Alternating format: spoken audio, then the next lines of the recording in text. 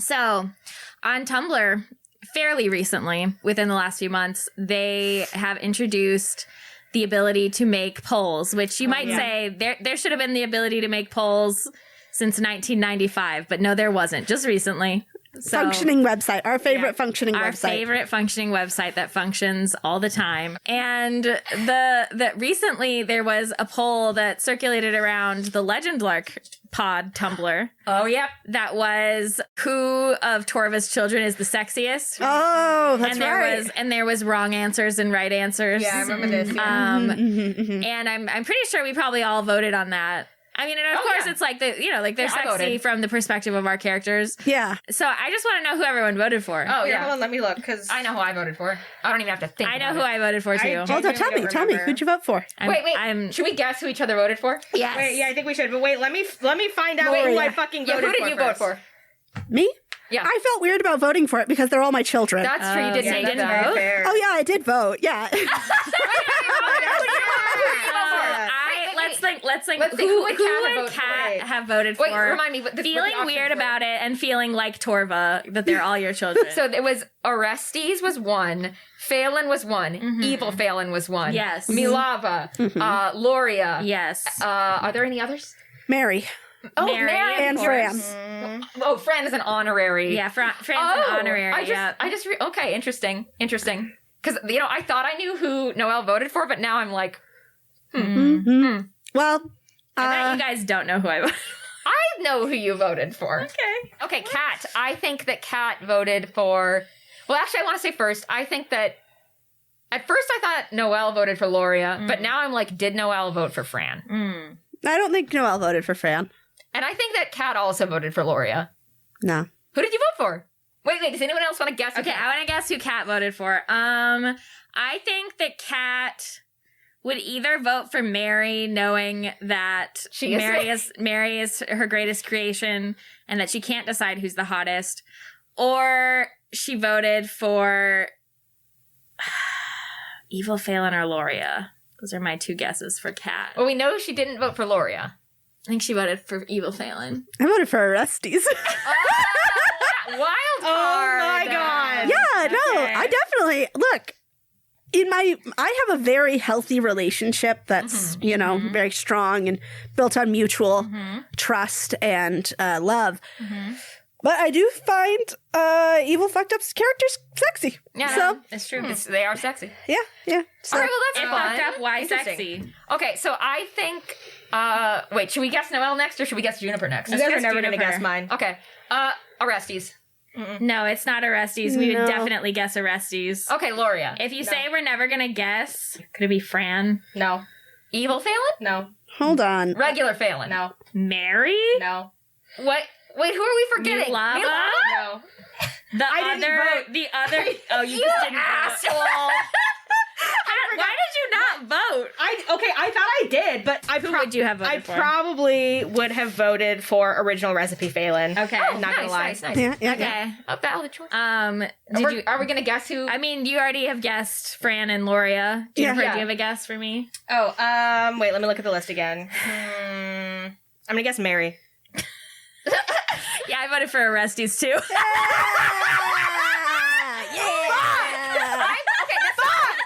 I was so sure. Okay, all right. That makes me incredibly happy. All right, who do you think I voted for? Let's see. The obvious answer would be Orestes also. Yeah. God damn it. But Or Loria. Yeah. Loria is a close second for me, but that's just because I love a tall sword be lady. fucking Orestes? No. Okay. If we all voted for Orestes, that would That be would too be so funny. I would not have. I did not vote for Orestes. Yeah, you voted for original recipe Phelan. I mean, You like, don't didn't get me vote. wrong. He's hot, but he's just like too fucked up for me. yeah. I mean, me. Not me. Not me. I made him that way. if anyone wants a hint, it's that I've been projecting in my guesses for all of you. So what, Loria? Yeah, Loria. Yeah, Loria. Nice. Well, and Loria won the vote. Yeah, Loria won. Well, I'm Yeah. like, I was just like, Loria I was invested. had 29%, Mary had 23%, and then Orestes has 15%, Phelan has 13%, everybody else is lower than I that. do. Lori's really- just so tragic. You I know? love Like, the other Torva kid in Court of Spears that's a general did get 2% of the votes. Wait, doesn't that person not exist? Yeah. Yeah, I was like, I don't think that's a person. I don't think that's a thing. Awesome. Yeah. There is another Torvus sibling out there in like the unrealized canon. Yeah. Yeah, because like when you guys were in Torvus Jaw the first time, you wandered into like a room and Leica found like a scrap of paper with some notes on it, and otherwise it was an empty room. But you know. Well, Anyway, let's play D&D.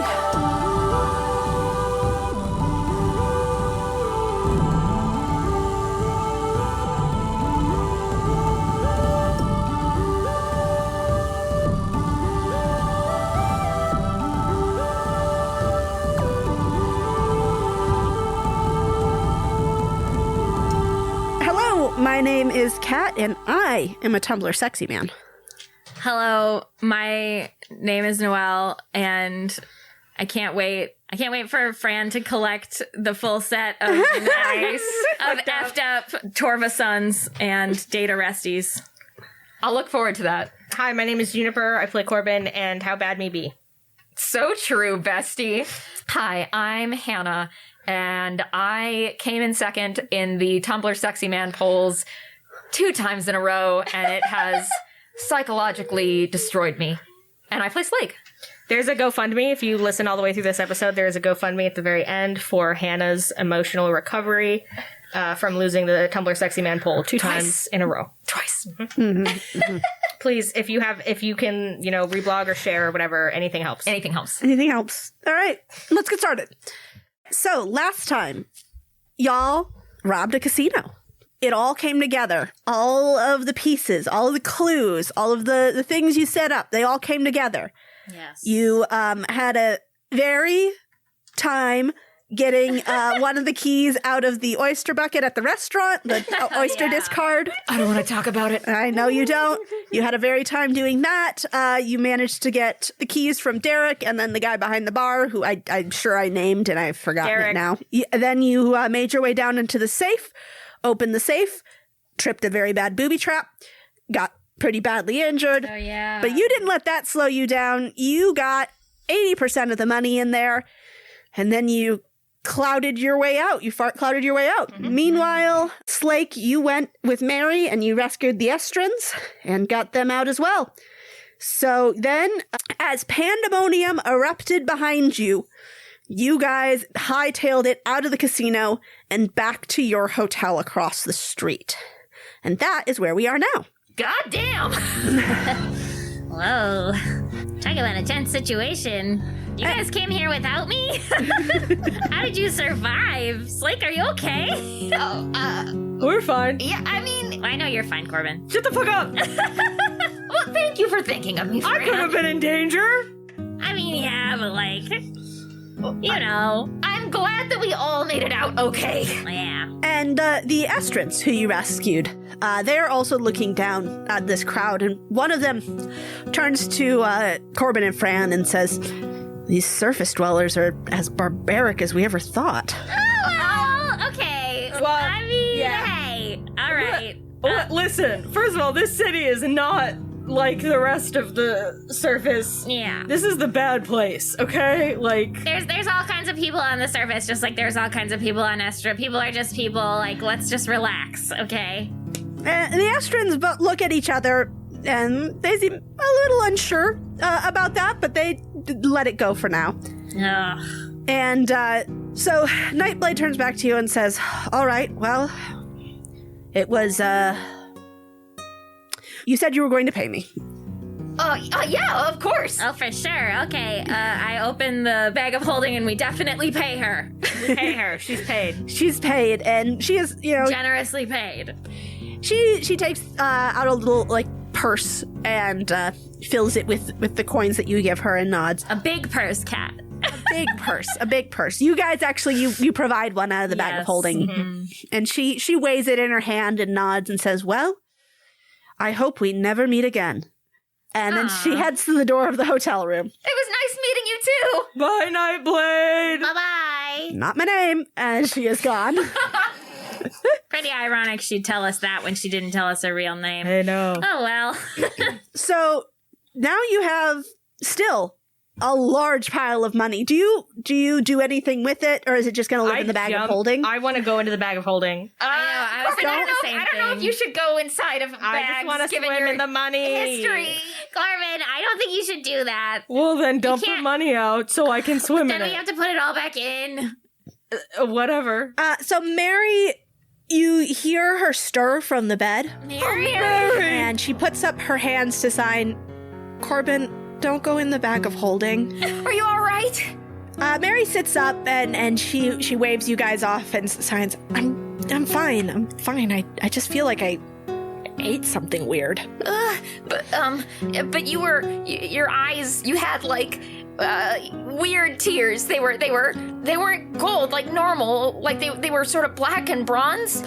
Mary rubs at her eyes and looks down at her hands where there's still a little bit of residue and sort of shakes her hands out and signs, I think that was just the monster magic. Maybe, I guess it feels sort of like when I've touched the void, it's void magic more than it's, what Fran or Corbin or I usually use. You can use void magic? I don't think I can. I think that's why it gave me such bad, indigestion? Is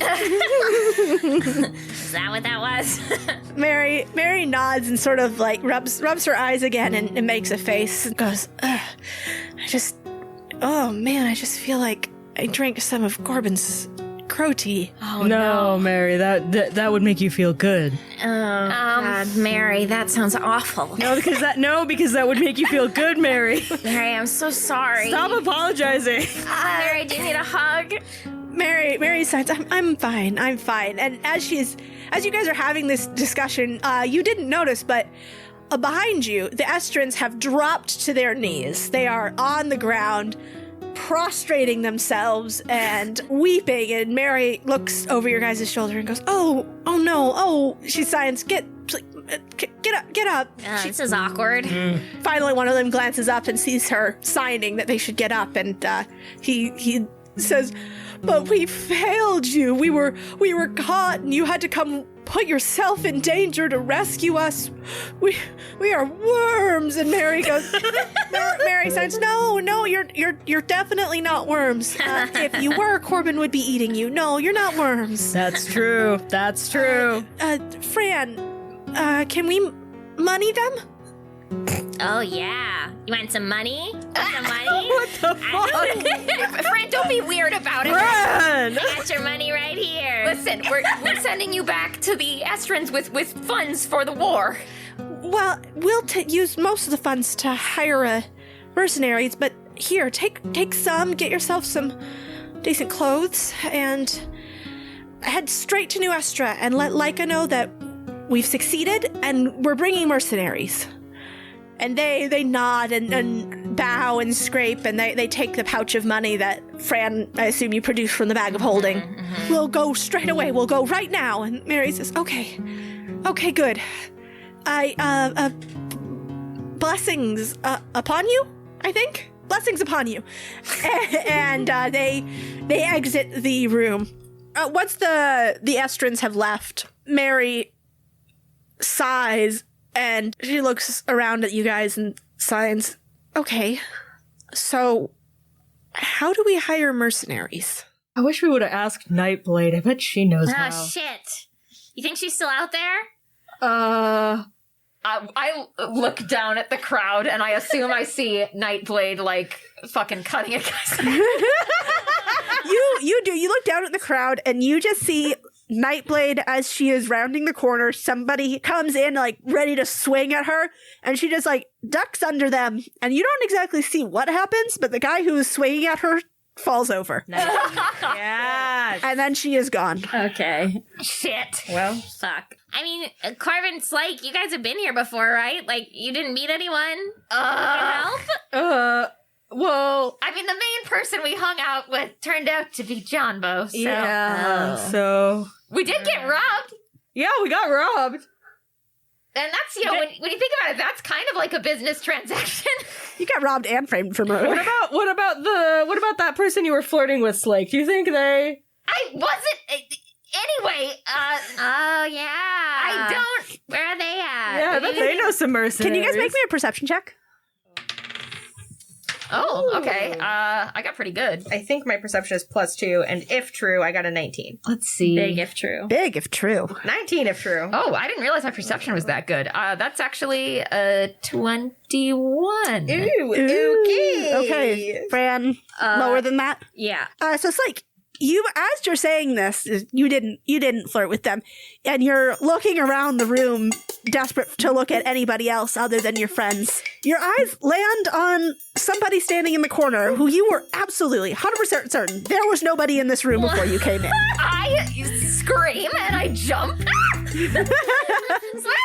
I grab onto Slake. The person standing there, once again, you were absolutely certain there was nobody in this room when you came in, but they're there now. This person is of medium height, dressed in a fine black tailcoat, which looks a lot more rumpled than it must have started out in the evening.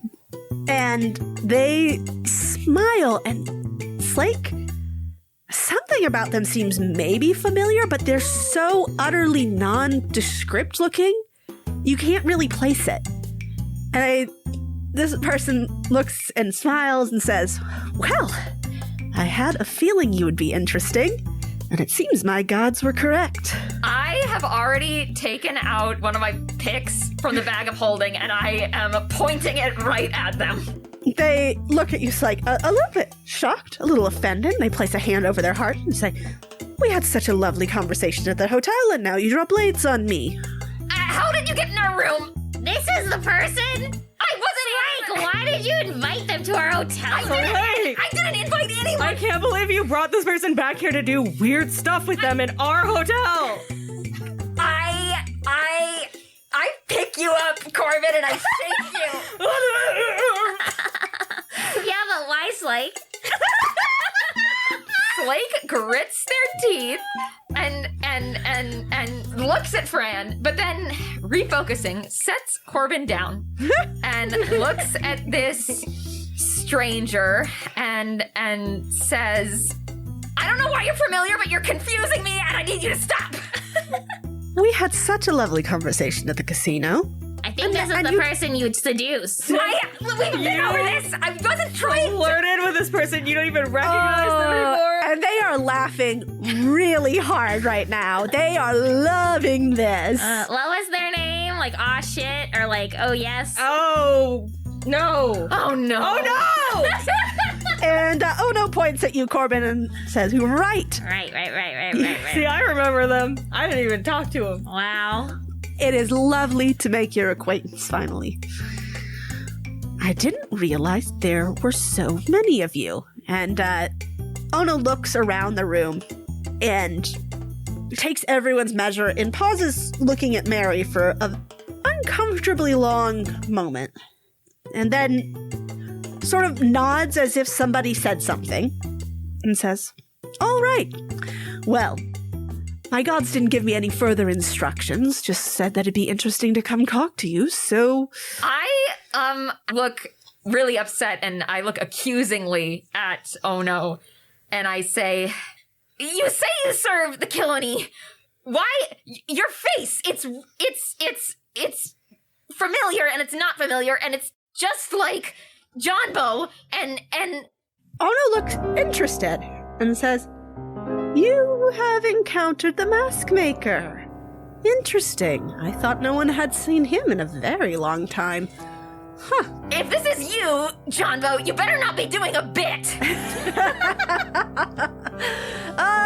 Oh, that would be good, wouldn't it? No, I can understand your confusion, but no, I am simply blessed by the trickster and the thief, and they are cousins to the Mask Maker. Right. And they had an artifact of his, which I am the humble recipient of, and they pull out from their tunic, they pull out that mask they were wearing. The two-toned mask. Yeah. They show it off and they sort of turn it around, and you can see on the back side of that mask is lines of very fine writing, God's writing. which, Fran, when you look at it, you aren't able to, examine it very closely, but you can recognize words for obfuscation, for passing without being seen. It's basically like every spell for stealth has been written into this mask. Cool mask. And Ono shows it, and then they tuck it back into their doublet and say, "This was a gift from Johnbo to the Killany, and from the Killany to me. And I wear it with pride at all times, even when it is not on my face." Oh, all right. I'm sorry. I got upset. I am interested to know why you have such a heated reaction to the presence of the mask maker, though I suspect we do not have time to get into it. No, it's fine. It's none of your business anyway. So, you came here because you wanted to see what we were up to. I had no opinion on it, though I find your antics at Wiley's Casino rather amusing. But my gods put me there for a reason, and I had a feeling the reason had to do with you. And so I followed you all here. My gods do not, give me particularly clear instructions. It is not their way, but I know when they are guiding me. And they have guided me here. But to do what, I do not know. So, what do you need? What services can my gods and I render for you? You know any mercenary, full-ass battalions for sale? Sell swords? Sell swords? Like a lot. Not my area of expertise. Useless. But I do know that there are 3 mercenary companies currently in the city. I could make some introductions if you made it worth my while, and they look very pointedly at that bag of holding that you've got there. Fran, get the teeth. Yeah, I pull out the bag where the teeth and the gems come out of. And Hey, you want this? Ono looks at it and holds out a hand. And when you hand it over, they start pulling teeth, gem, teeth. Try eating one. Ono looks at you, Corbin. Not the teeth, to be clear.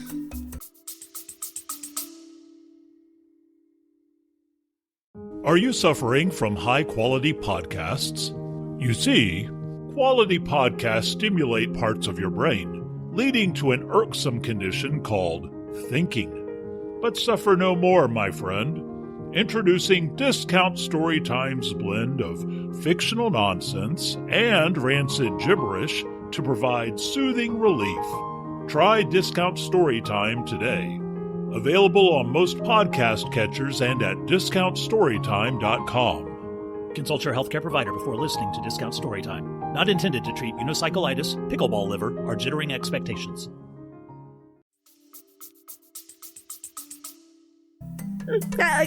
Ono takes 1 tooth and 1 gem and pops them both in their mouth. Yeah. Slake looks impressed. Ew. It tastes salty. This guy gets it. I didn't say it was pleasant. Interesting.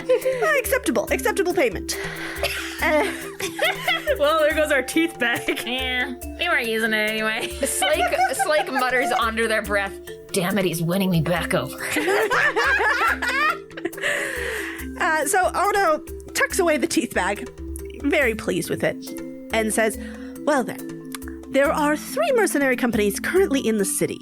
The Black Kestrels will be the most bang for your buck, so to speak. They're the largest mercenary company in the city, and they can mobilize very quickly. They're not the most disciplined, but Grenhelmak is a decent sort, as long as nobody else offers more coin. He will serve you... Well, he'll serve you well. His fighters are very capable." What was his name again? Grem Hallmack. Grim Hall. And that's This the is leader of the different. Black Kestrels? Mhm. Oh, okay. And Ono as well, if they're not your speed, then perhaps you will like the Kukui warriors.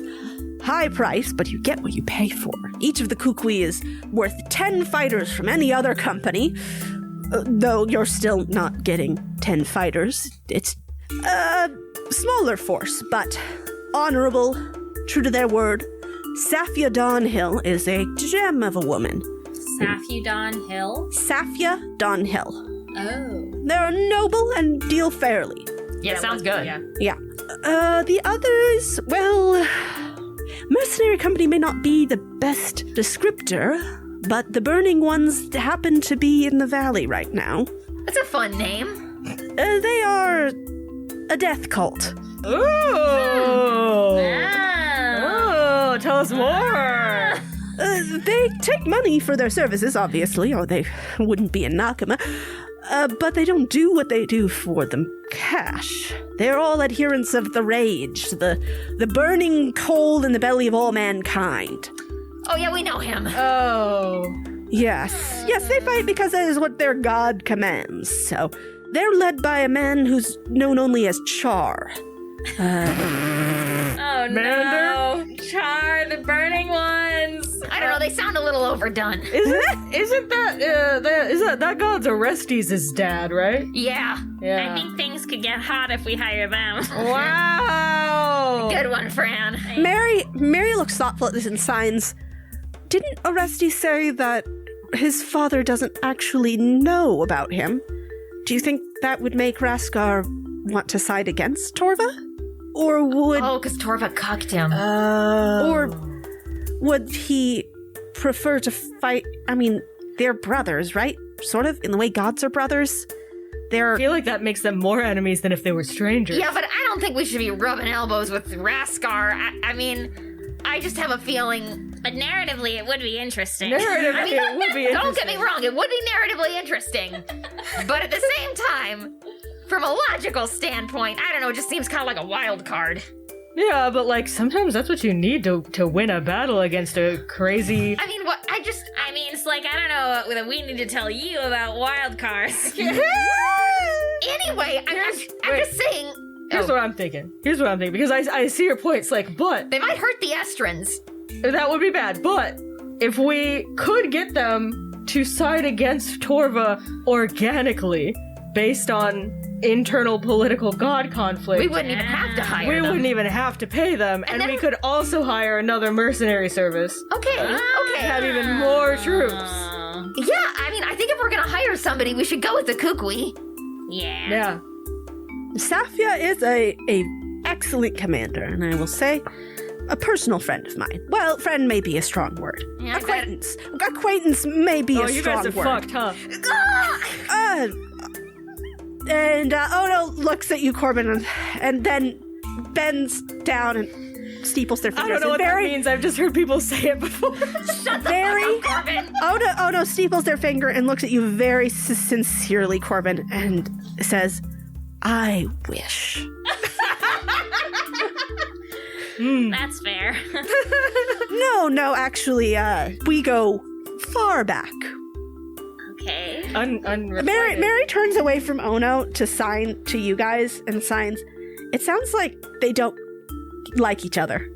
It sounds like Ono very much likes Safia, and Safia probably rightly hates Ono.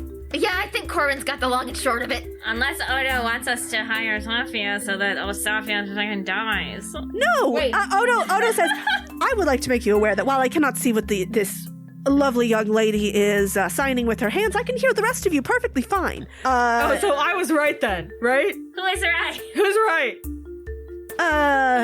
It's not important. Anyway. Oh no. Who would you like me to make introductions with first? Well, okay, hold on. What are the chances of Safia killing you on sight? Oh, Safia wouldn't be able to kill me on sight. Sounds like a man who will be killed on sight. Look, I'll protect Ono if it comes to that, but... My hero. Don't talk to me, Slake says, and they're blushing a lot. Slake! Right in front of us? Shut up! Gross! So, who do you guys want to talk to first? I mean... I think we probably should do Safia. Yeah, because I feel like, personally, I do think we should definitely hire the Kukui and then see if we can sway the burning ones. Because I think that's a great plan. Yeah, I think so too. Okay.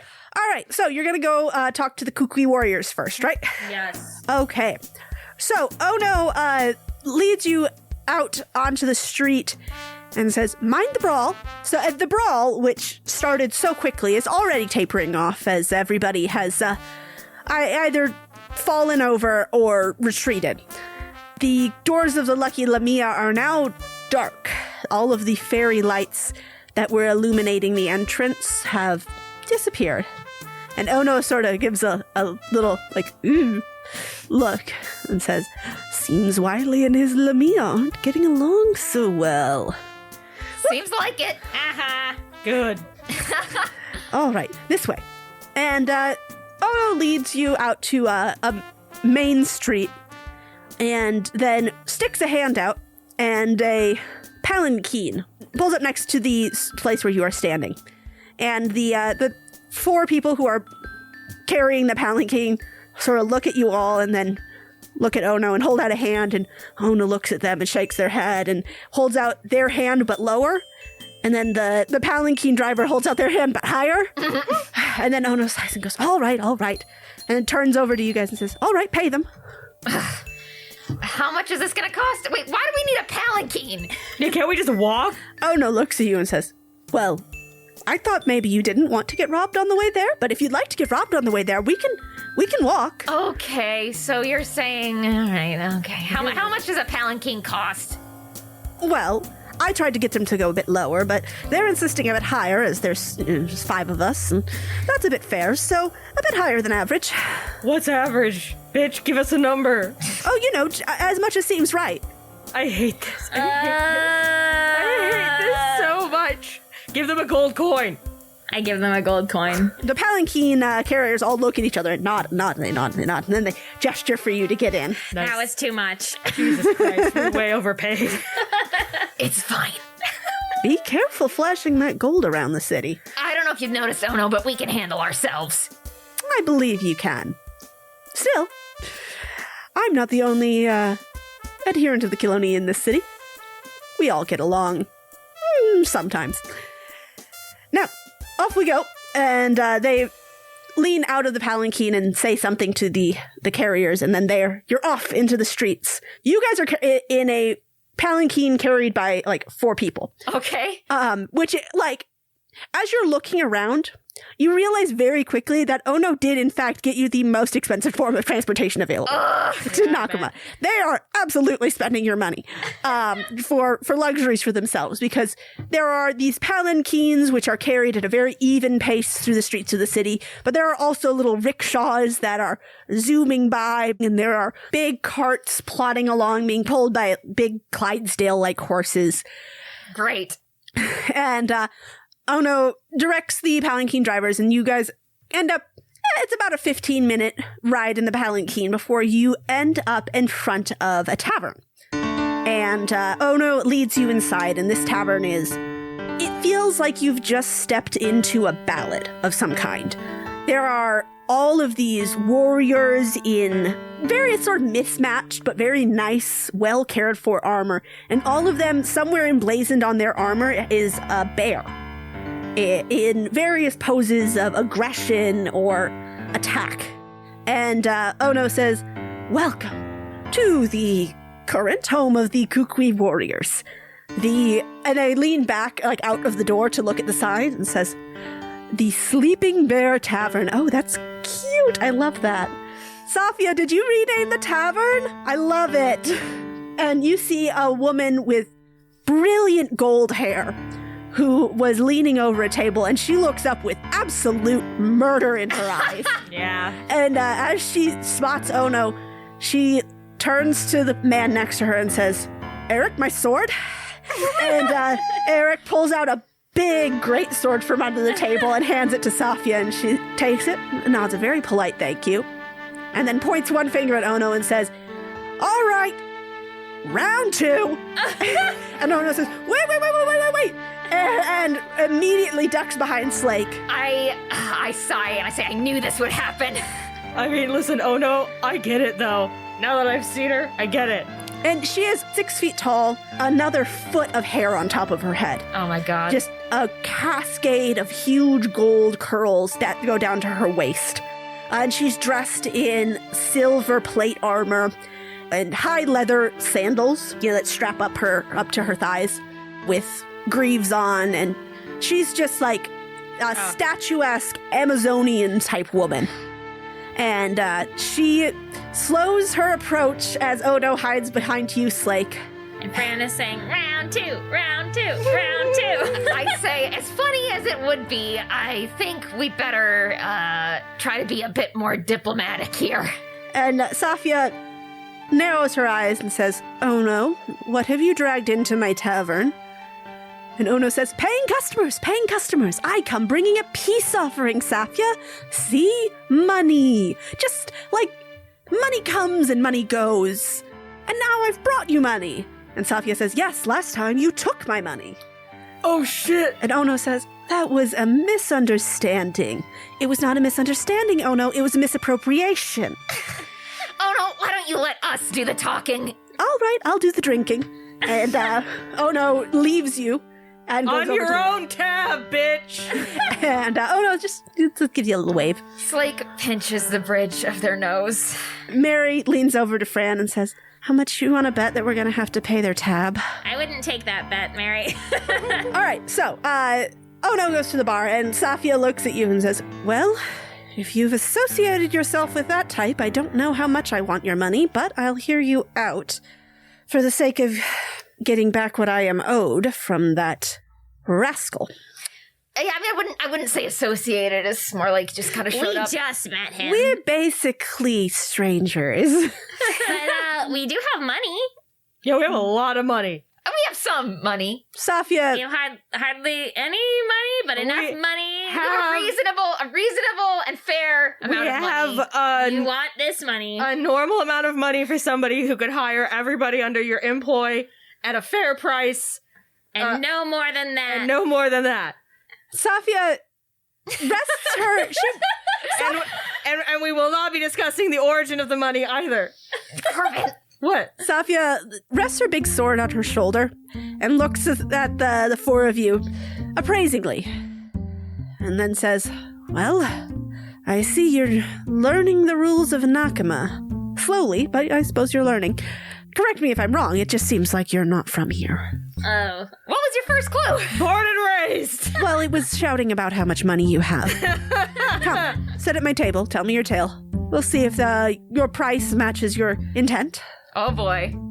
She brings you back to the table where she was, and there's a big map laid on top of the table, and like there's a knife stuck in it. And, clearly they've been planning something here. Mm-hmm. And the man that she was standing with, he's a tall, red-haired, like really brilliantly red-haired half-elf.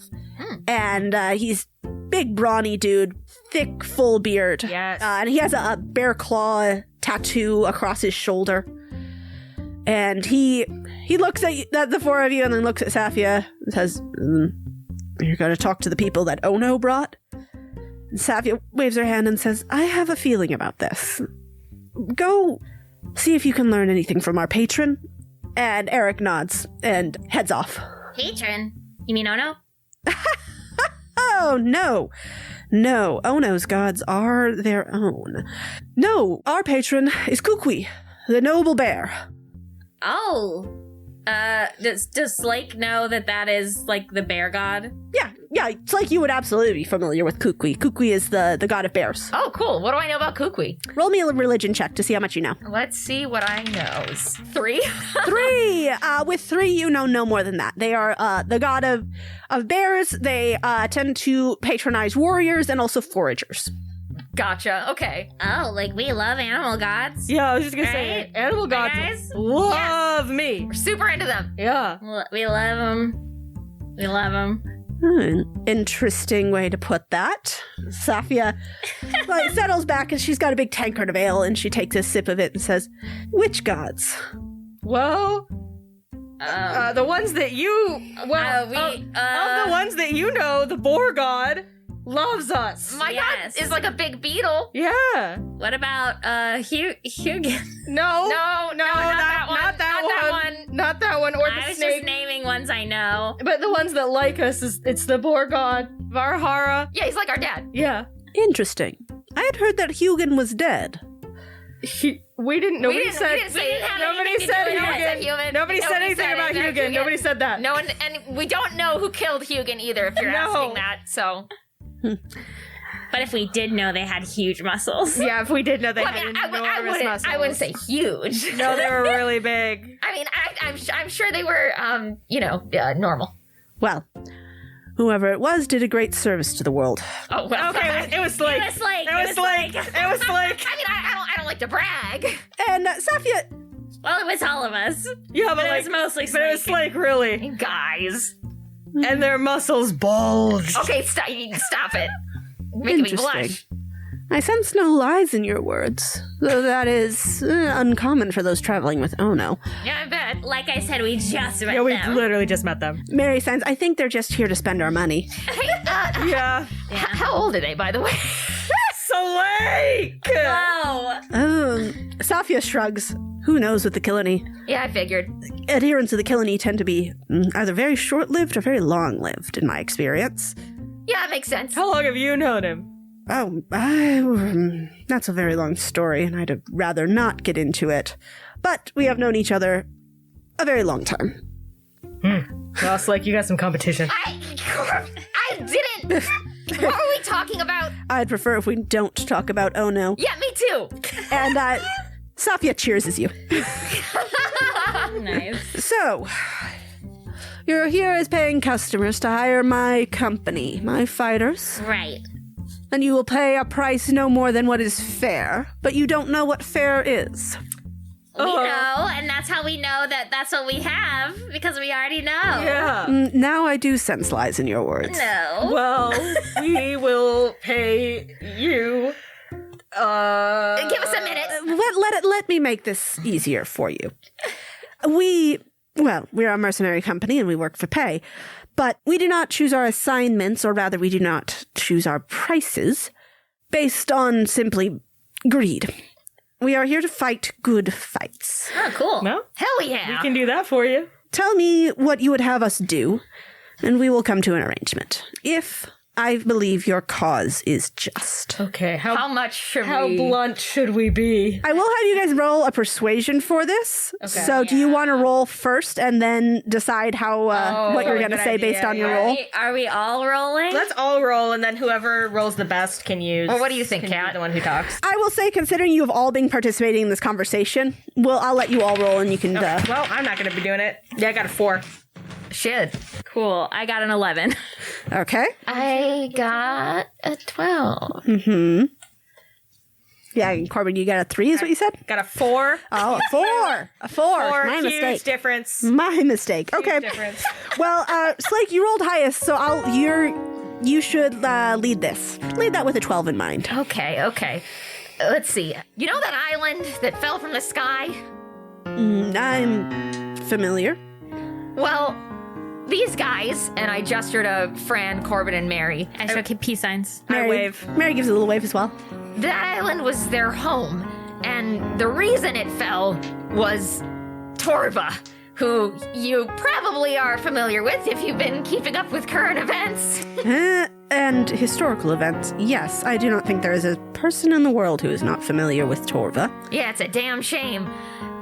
So the reason that we need an army is because, if we don't stop Torva now, basically, the whole world's gonna kind of go the way of Estra. That is the island in the sky. Worse though, because some of the Estrans survived.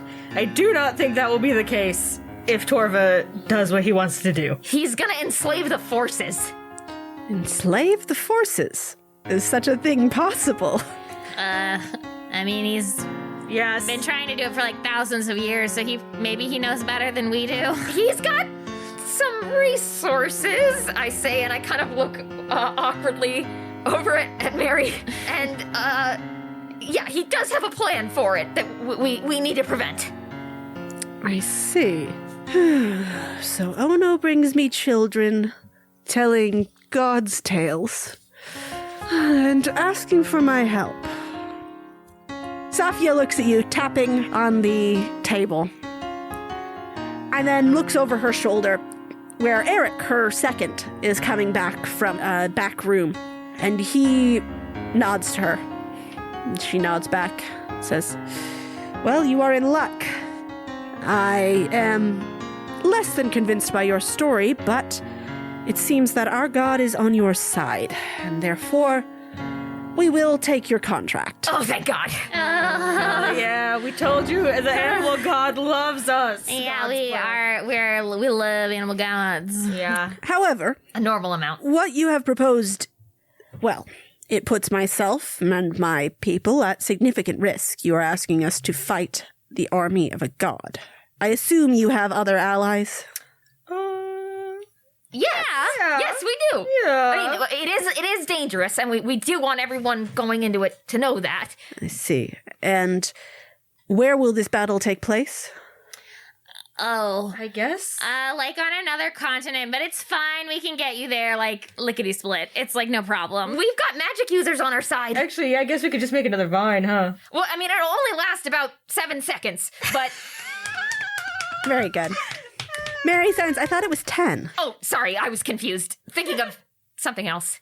And Safia nods again and says, I see.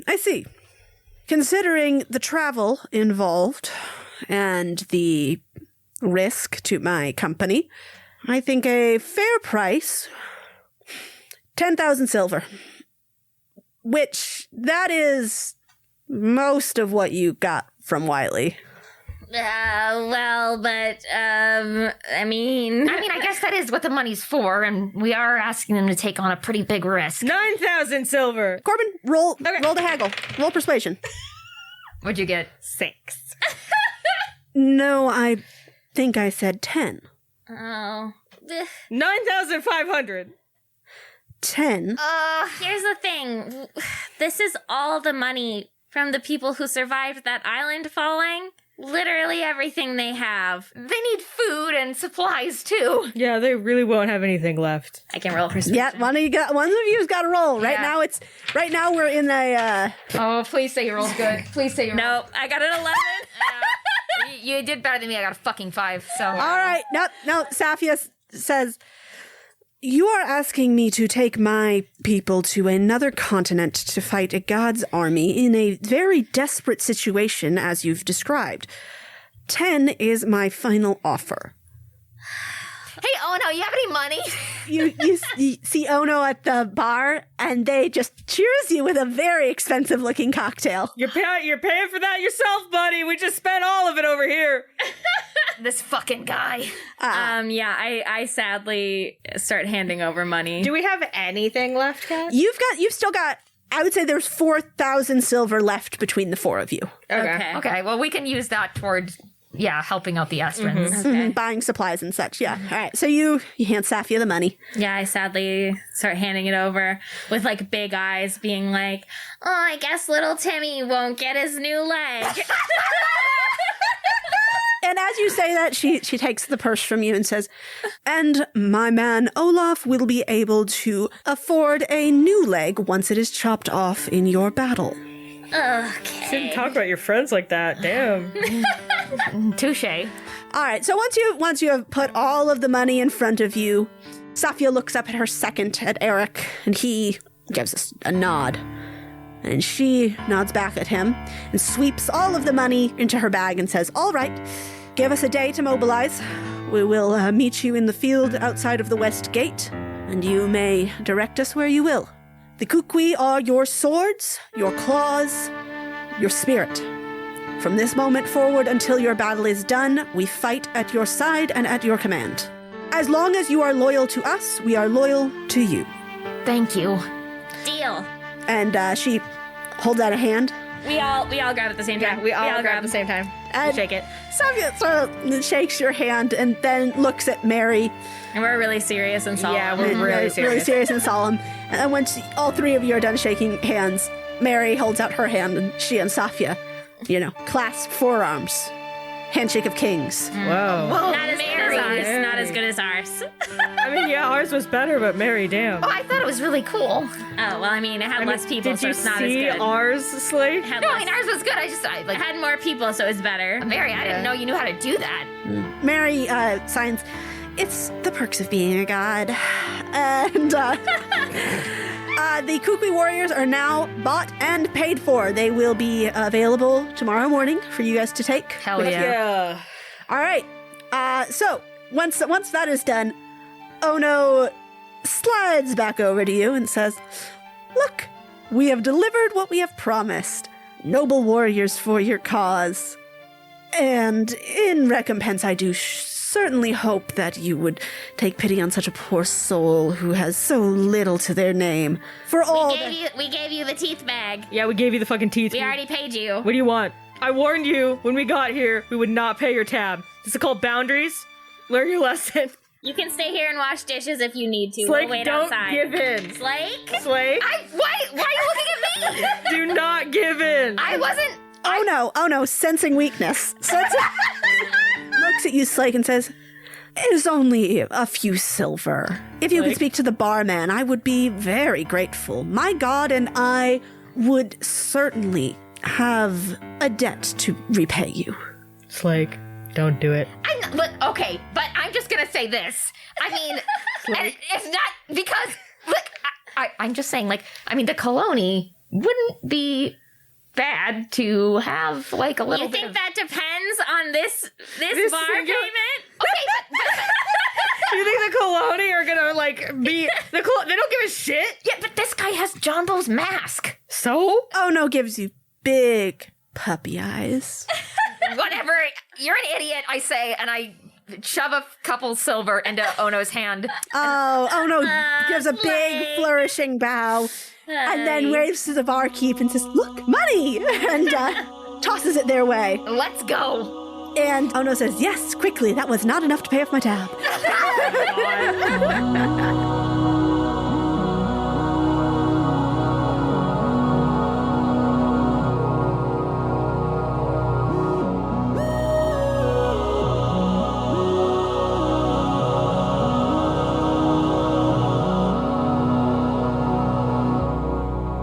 Hello, everyone. I want to apologize in advance if you hear any popping sounds during this recording. Apparently, it's some sort of a national holiday at the time of my recording this. I don't understand it. But don't worry, I'm still here to deliver you the mid-roll. Dear listeners, it's me, your humble postmaster, Errol. Yes, that's right, I changed my name. Thank you so much to everyone who sent kind words about it. Changing your name is a weird process, but rewarding also. It's going to be a little bit before the episodes catch up to my name change, since they were recorded a while ago. But yes, I've decided to really commit to the whole spiritually being an old man thing I have going on over here, and choose a name that reflects that. I hope you'll bear with the transitional period of name limbo in the meantime. We've a busy mid-roll ahead of us, so let's begin. As you know, I am Postmaster here at Legend Lark, and I have a thank you to bestow for an exciting piece of post sent our way by Alec and Hannah. Not me from the past, mind you, but a different Hannah, unless there's some multi-dimensional shenanigans going on that I'm not privy to, which I suppose is always possible. Anyway, Alec and Hannah, thank you for your sweet note and the lovely Let's Summon Demons shirt. After careful deliberation, we bestowed it upon Noelle as our resident demon summoner. It was such a delight to get this in the mail. Thank you for pepping up our post box. If you'd like to pop some premium post into our P.O. box, you can find our address at legendlark.com/contact. But maybe you're not into sending mail to other people. Maybe you prefer having things mailed to you. Well, good news, my friend. You have your chance with the Legend Lark Cliptacular giveaway. How does it work? You clip a favorite bit of audio from our podcast, upload it to the platform of your choice, and you're entered to win fabulous prizes. And one lucky winner will get their character featured as a cameo in the final battle of this campaign. Imagine. For more details, check out legendlark.com/clip2023. You know what else you get for entering? You get thanked in the mid-roll. So thank you so very much to Bestie Tom Tom, Sir Tom Tomington Thompson, the 300 Thorty Treeth, Rose, the one, the only, person dude guy yup, and Kitty Kablam. What's that? You want things mailed to you, but you want to offer us currency in exchange for the assurance that you will be receiving something with all chance and ambiguity removed from the equation? Well, good news for you as well. We have an online store. And what good timing, it's the Legend Lark Summer Sale. That means 10 to 15% off all items in the store until I stumble back from the Shakespeare Festival in early September. We restocked our Roll to Fall in Love mugs. We've got hats. We've got pins. We've got stickers. I would recommend our soft, breathable Dames Classic T-shirt 2.0, ingeniously designed by Juniper and expertly printed by Minneapolis's own Afternoon Printing. The design comes in white or pink, and you're gonna love the way you look. Woo! You know what else is on sale in the Legend Lark store? Ad reads and personal messages. So, without further ado, here's one from Adventurers Codex. Adventurers Codex is a tool to help you manage your D&D and TTRPG games. Players can use Adventurers Codex to manage their characters, track your HP, spell slots, weapons, items, and more in one convenient place. Adventurers Codex even tracks your short and long rests and resets your magic items at dawn. DMs can use Adventurers Codex to build campaigns, track player progress, and even manage initiative. Adventurers Codex also connects entire parties, allowing the DM to see character stats in real time. The party chat makes it easy to share links or images with the group. And the exhibit allows DMs to share images, text, and more with a single click. Adventurers Codex is free to use, so if you'd like to check it out, go to adventurerscodex.com and sign up. If you like it, please consider becoming a patron on Patreon. That's adventurerscodex.com. Dang, what a neat tool! I should really try that out instead of my haphazard pile of loose papers. But enough about my vital records. Let's thank our vital supporters on Patreon. Your support is so appreciated. We know it's a tough time for most folks right now, and you choosing to lend your support to us making this crazy thing means so much. Thank you also to our new patrons, Sweet Pepperbush, Theo, Michael Owens, 5 Foot Goliath, Ray Tang, and Madison Wheeler. You're beautiful. I'd also like to thank our most recent reviewers on Apple Podcasts. Reviewing the show is another wonderful way to show your support and hopefully expose our hard-hitting discussions of hot-button topics like the man who lives in Juniper's elevator shaft and how to eat a kiwi to new audiences. So, many thanks to Ray Tangerina and Person Dude Guy Yup. There he is again. Thank you kindly. Listeners, I'm sorry that there's no specific premise for this mid-roll. I know normally I'd insist on coming to you as a whimsical train conductor or a Gilded Age robber baron or some shit, but I'm afraid I'm merely Errol today. I'm sleepy and I need to be interred in my cozy little grave. But first, a message to Chantel. Chantel, the code word is Thunder Thighs TM. You know that sleeper agent is active. You gotta go!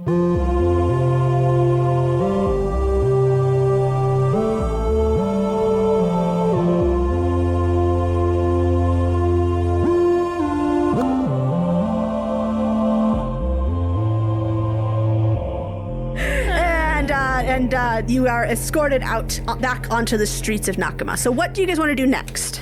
Well, we were gonna try and hit up that death cult. Yeah, the burning bitches. Yes, the burning ones. All right. You express that to Ono, and Ono says, "Oh, you want to talk to them also?"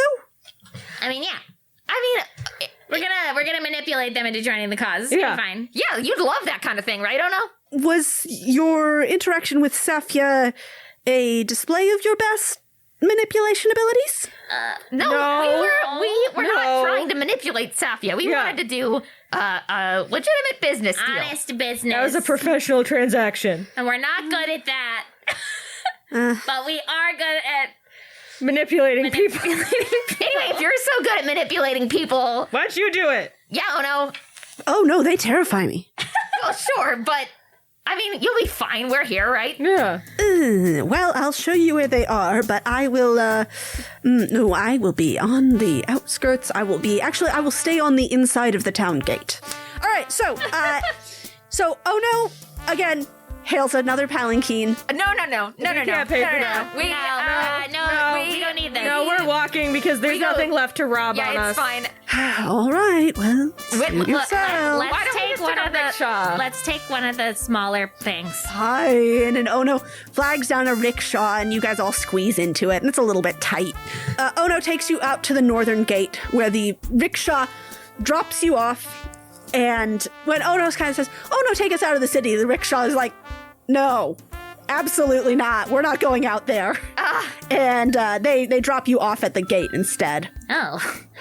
And you see that there are a lot of guards on this gate, like way more than any of the other gates that you've gone through or anywhere else in the city that you've been, actually. And they look at you a little askance as you approach. And one says, "Halt! I would not advise exiting out of this gate. The western gate is open, however, and the road will loop back up north." Why? Is there like a death cult squatting outside of the city or something? Yes. If you exit the city by this gate, then you do so at your own peril. Yeah, that's fine. Do you have any tips? Go to the western gate and loop north. No, but I mean, if you were gonna, I don't know, try to, say, manipulate the death cult into fighting another death cult of sorts. Oh, don't. Oh, No, but like, okay, if we did, though, guy. I mean, oh no, you've probably run into some scrapes with the death cult. So, do you have any hot tips for interacting with them? Hot tips? No. Only that they are violent by nature, and they make their home in the mountains north of Nakama. They only come to town once every few seasons to pick up whatever work they can as mercenaries of a kind. Most of what I know is that one should not engage with them unless they truly are desperate, which I suppose you must be if you are Hanging out with you? Don't flirt right now, Slake. That's not flirting! And Ono puts a hand over their heart like you've just shot them. You wound me. You wound me. I just am wondering if we want to actually go or if we want to, like, use illusions and just, like, make them think that they have discovered that Orestes exists Yeah. from How the their fuck? own intel. What was How would we do that? What was our last read on Orestes? Because he is just like a straight up and down asshole, right? Like he Yeah. wouldn't. But he's working for... He's working for Torva. And Orestes is So- Raskar's kid. Yes, but so Phelan and Orestes' mother was That's right. a member of the tribe that the Burning Ones tribe that lives up in the mountains, and she was given as a wife to Raskar. Not really her choice, and had a pretty horrible, traumatic time of it. And then when she got pregnant, Torva came and was like, Gonna come with me instead? "Yeah, want to come with me?" Yeah. And she was like, "Okay," because otherwise, I was not going to live. She was ready to throw herself into the void, and so she went with Torva instead, and then had Orestes, and then had another child by Torva, Phelan, and has lived in the Torvaic temples ever since as both hostage and honored guest.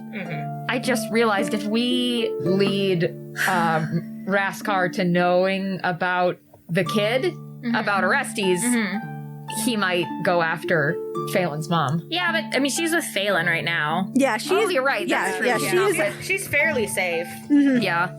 But Orestes doesn't, like, give a shit, right? Like, he's fine being with Torva, or... Unclear. Does Orestes know that he's Raskar's kid? Yes, he knows. He knows, and there was the reason that Raskar didn't want a kid. So that was the There's a thing. prophecy. Yeah, there's a prophecy that Raskar's blood will betray him. There's basically that prophecy prophesies that Orestes will kill Raskar. Interesting. So because Cassandrea got pregnant, she was ready that she was going to die because he kills his wives whenever they get pregnant. Yeah. Oh, right. So, okay. Could we kill two birds with one stone? Well, if it we sounds could get like- Raskar to go, and then if Orestes is there, maybe Orestes will just kill Raskar, and then we kill Torva, and then bada bing, bada boom. Bada bing, bada boom.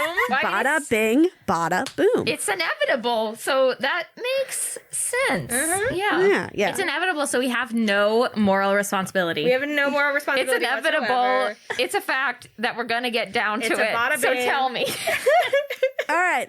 Okay. So what's your approach going to be to this? Okay. This is risky.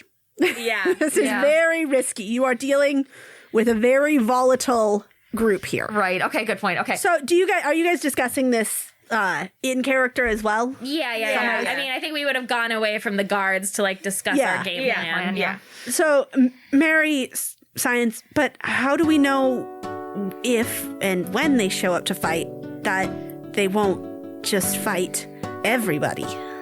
That's a good point. I mean, it is likely that they might try to do that. I mean, if Raskar is raging against Torva, then I think we have a pretty good bet that they're gonna rage against Torva's people more than anyone else. But we don't know we could Raskar. do is if we know they're gonna go, we could have them be the first wave, and we would hold our people back and keep them secret and safe until Raskar's people are all dead, Orestes has killed Raskar, and then we go in and we mop up. I mean, that is a very calculated. That's a visceral plan. I like it. Thank you. Hey, thanks, friend. It's not a bad plan. I mean, morally, it's bad. Morally, it's horrible, but I don't care. Mary Science, if we're going to do this, then we need some way of knowing where these burning ones are if we're going to use them as cannon fodder. We could send Burgerger to follow them, to track their movements from the sky. That's true. We could do that, yes. Mary Science, Corbin, what about that horrible little slug? My boy. Oh, that's My true. son. We could send Gary, and then we can track Gary, right? Are you kidding me? I have a psychic connection with Gary. Oh, We are sharing thoughts at all I don't know if times. that's literal, but But yeah, we could send Gary. But if anything happens to him, I'll be really sad. Cycling back to the moral implications of this. I don't think we need to do That that. doesn't seem important. Oh no. The adherents of Raskar. I mean, And Ono gives a little shiver because I don't like hearing that name. right. So, if we, didn't involve them in this, what do you think they'd likely be spending their time doing? Oh, well, they only ever come to town because they need money. So I assume they would be hired by someone else to fight some petty land war, or they would go raiding on their own. And they're, into this stuff, right? Yeah. Really into it. You could say that. When you say it like that, it sounds really weird.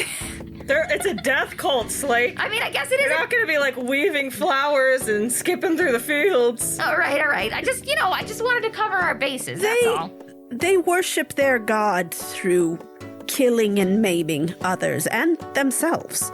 Oh, I just wanted to make sure we were going in with all the information.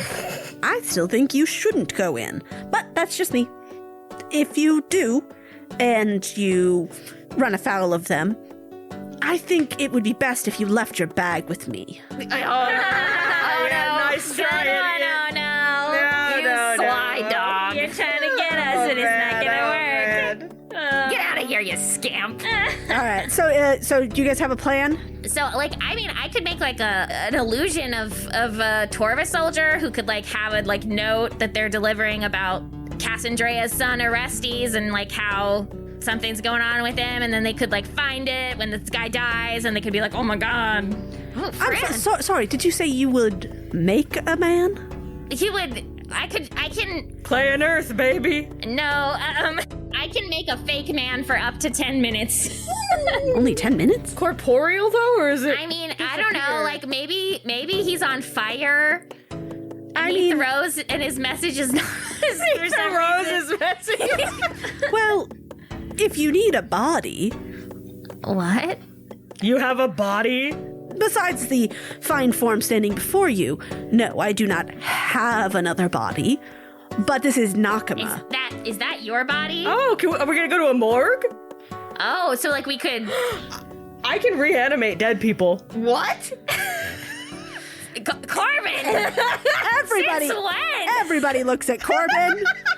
Have you been studying No. about this? Well, just, It's fascinating, right? Everyone's interested in that stuff. Where did you learn how to do this? Even I don't know how to animate dead people, Corbin. It's normal druid stuff. Mary Science, did Moonin teach you this? It came about during... Did Pavia? Maybe Pavia. What do you mean, maybe? I mean, I just can do Corbin it. practices a lot of fucked up stuff, and some of them solidify into spells, and some of them don't. But I didn't know that they were doing this kind of fucked up stuff. Corbin winks. There are... All right, well, maybe that's a better idea then, so, like, they don't disappear. Conditions, though. Let me see. Oh, really? There's conditions about bringing people back from the dead? Shut the fuck up, Fran! Mary Science, maybe I'm not the best judge of things, but doesn't this feel a little unnatural? I mean... You would say that, Mary. Mary Science, I'm a little invested in people surviving, but not so much in taking it that far. You should get into it, because I feel like it's going to come in handy. I mean, technically, since he's surviving, they'd be surviving past death. I mean, if I died, Mary, you're saying you wouldn't try to resurrect me? Of course I'd try to resurrect you, Fran. See? And I'd come back wrong. And then you'd have to kill me again because something would be really wrong with me. Heartbreaking. Fran, it seems like you've thought about this a lot. I think about a lot of things. You guys. Yeah. So I can't. So there are some moral complications. Really? About raising the dead? Yeah. Well, I thought that's a huge surprise. Shut the fuck up. I thought the spell was like, we would just reanimate the body and then the soul would still be gone and we could kind of make the body do what we want. But actually, we would. I would bring the person's soul back from the dead and give them a new body. What? And they would have like all their memories and stuff of when they were alive. And all their skills and stuff. So basically, we would be bringing somebody back from the dead and then immediately killing them again. And, like, not in a weird, they were... so what you're saying is this is not the spell we want to use. It's probably not a good idea unless we find somebody who's horrible, but then they wouldn't want to do what we ask them anyways. I think it's not going to work. We're back at square one. We need a way to move this body. Well, I could just make a horse. Oh, very smart. Put the body on the horse. Put the body on the horse. Slap put the horse on the road. Butt. There it goes. Drop the body in the camp. Make the horse. So. Run, whoa. To the death call to the wall. Point of clarification, Ono says, you cannot make a body, but you can make a horse. Yeah. So we need a dead body? Yeah, now it's time for us to get a dead body. Sorry, I'm still stuck on this. Why can you make a horse, but not a person? I'm a druid, not Listen, a... Horses and people are different. They're different, oh no. Nobody likes a pedant. But they're... All right. It is the will of the gods. You still need a dead body. Oh, well, come with me. Okay. All right, yes. And Ono takes you right back to the Lucky Lamia. God. But the street in front of the casino is now in cleanup mode. And there is a cart there where two people in heavy black robes and big, like, plague doctor masks are collecting those who did not make it through this fight. Oh, God. Cool. What the fuck? Should we pretend to be like the family of one of these people? No. Don't overcomplicate this. How much money do you have left? What? This is Nakama. Okay. I can't tell. How much money for a body? I'm not telling you how much money we have, idiot. Touche. Anyway, it's about 50 silver. Oh, yeah, okay. Seems high. Really? I was thinking that seems low for a body. I go up to the guys and give them 50 silver and, like, jerk my thumb over at the body. Make sure you get one that's actually dead. So some of those might be alive still. I give a thumbs up to Corbin. The undertakers take your money and say, do you want a tall one or a short one? Tall, please. Bulky. Why? So it looks like a soldier. Yes, I think we've got one of the greener guards here. And they just sort of like shuffle through this pile of bodies and All right, pull time for one the out horse. for you. Listen, this is fucked up, but you guys, when I grow up, I think I want that job. I'm just... Not like... you know, like A, working you with are grown up. B, you have a job. C, what the fuck? like, you know, like to be like an undertaker. like, Mary waves her hands and signs, we don't have time to unpack this. All right, Corbin, go get the horse out of the alleyway. okay. Learned a lot of things about Corbin today. I'm worried about him. Mary signs, I feel like maybe while Fran and I were gone, you guys went through some things that maybe had an effect on him. We did, but We'll all attend some really good therapy later. Yeah, I after think- all this is over. that's a great idea. Sooner we get it done, better shape we'll be in. Corbin comes back with a horse. All right. Hi, Corbin! Hi. We weren't talking about you. All right, let's get our new buddy here up on top of that horse. All right, you guys arrange this dead body on a horse and Yeah. I suppose lead it back through the streets of Nakama. And Fran is forging a message. I think it's gonna say like, my Lord Torva. Should it be like in some kind of cipher, but like one that's not too hard? Yeah, that's a good idea. I can do an intelligence check on that one. Mm-hmm. It's gonna say like, my Lord Torva, your son and Cassandrea's son are on their way. And then it'll like say some other stuff about like battle movements that are non-specific but accurate to what I know about Right. Torva's. Something about, they are massing their forces in Esudel. Yeah, that stuff's going down on the dwarf continent. Yeah. And that's where Torva is. Okay, yeah. So make me an intelligence check to see if you can split the uprights between a cipher that is believable and a cipher that is easy enough for them to crack. Whoa. So that is going to be a 19. Ooh, a 19. Yeah, you do a very simple replacement cipher. Just like transpose one letter of the alphabet to the left or something like that. And I'm like so excited about it. I'm like, you guys, look what I'm doing. It's this many letters over from what it would be. But this one is different. And like, can you tell? And like, but they'll be able to crack it, so it'll be fine. Whoa, Fran, you're like a genius! Yeah, and I'm gonna put half the cipher decoder here, but not all of it. I can't even read like normal stuff. I elbow Ono and I say, try to keep up. It's like, what did I say about flirting? I look over at Corbin. What? All right, so you make your cipher, your fake note. Do you do anything else with this body other than load him up onto the horse? We should like make him look like he's wearing Torvaic. We need to make sure he looks like a Torvaic soldier, otherwise they're just gonna be like, what the fuck is this shit, and throw it away. Yeah. Does there anybody got any purple shit, Slake? You're the magic people. I mean, yeah, but Okay, yes, I've worn purple in the past. I mean, I did have a cloak, but I feel like if his clothes disappear after an hour, that's gonna be suspicious. Oh, Yeah. And Slake taps the side of their head. Okay. What's the person wearing now? Guards stuff. Yeah. We should draw like a broken tower on their like Yeah. their I can use ink chest to like plate. make a broken tower on them. And maybe like add a purple cape. How about this? I want you guys to, Fran, since you're doing the work on this, roll me a deception check. You know who should help us though?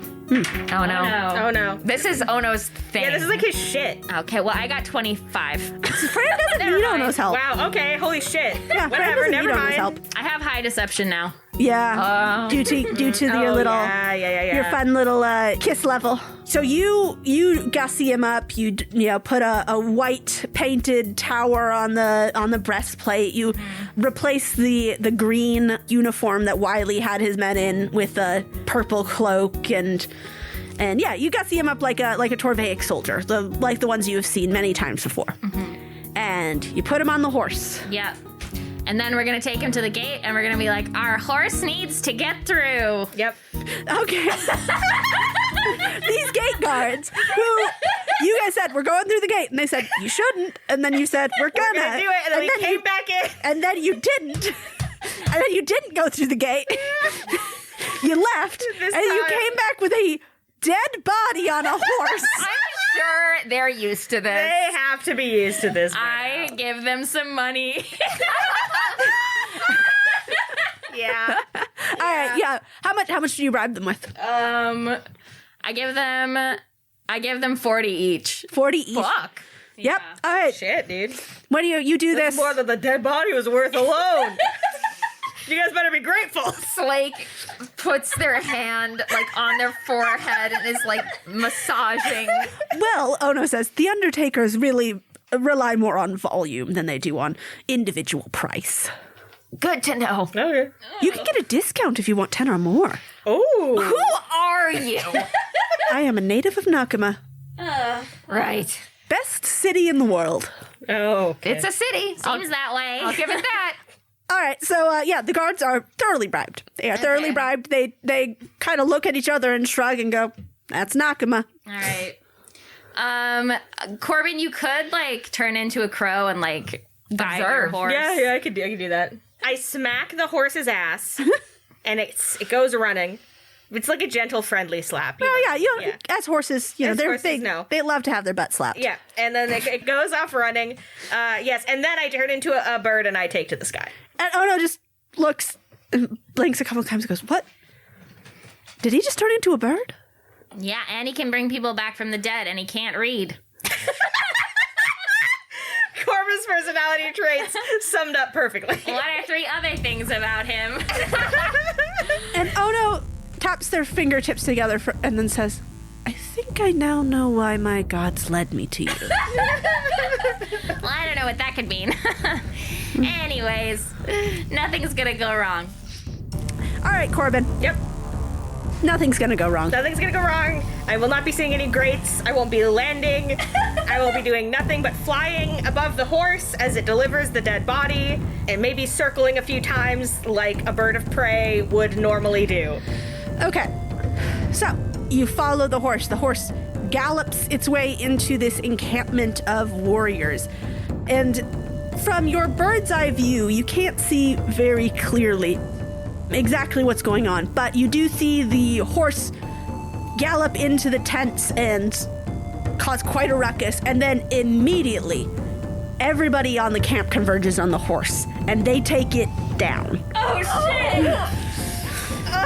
You see somebody throws a bolus, a string with 2 rocks tied to it that tangles up the legs of the horse, and the horse goes crashing into the ground, and then these people are just over it, stabbing the horse again and again and again, and just blood splatters everywhere.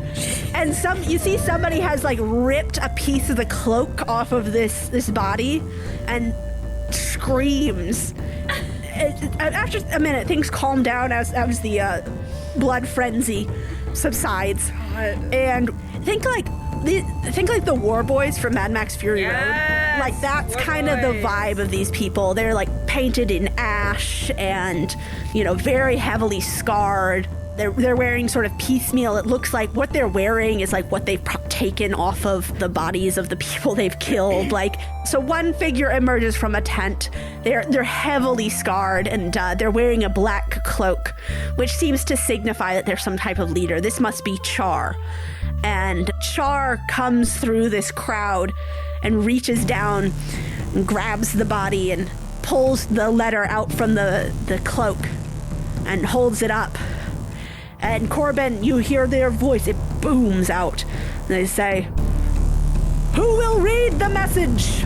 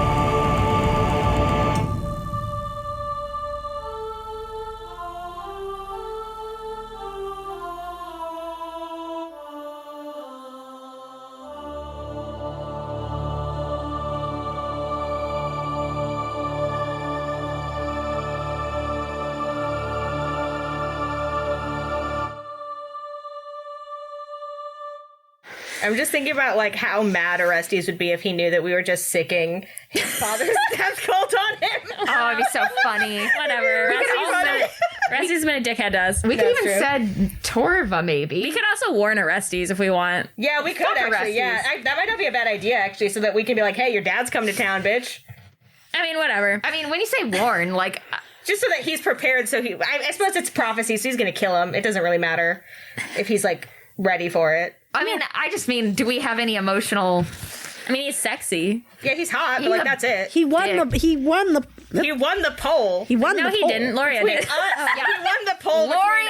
between us. Well, that's true. Yeah, but my vote is more valuable.